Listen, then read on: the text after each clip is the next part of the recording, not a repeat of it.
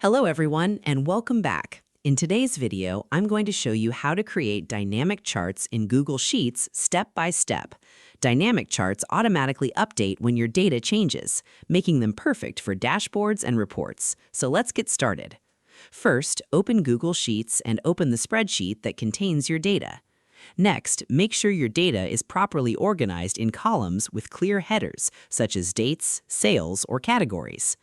Now, select your data range. Go to the top menu and click on Insert. From the drop-down menu, click on Chart. Google Sheets will automatically generate a default chart. On the right side, you will see the Chart Editor panel. Now, choose the best chart type for your data, such as line chart for trends or column chart for comparisons. To make your chart dynamic, use a data range that can expand automatically instead of a fixed range. For example, you can use entire columns like A:(A) or use named ranges that update as new data is added.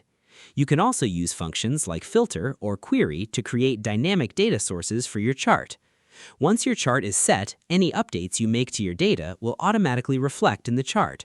You can also customize your chart in the Customize tab by changing titles, colors, and access settings. And that's it. You've successfully created a dynamic chart in Google Sheets.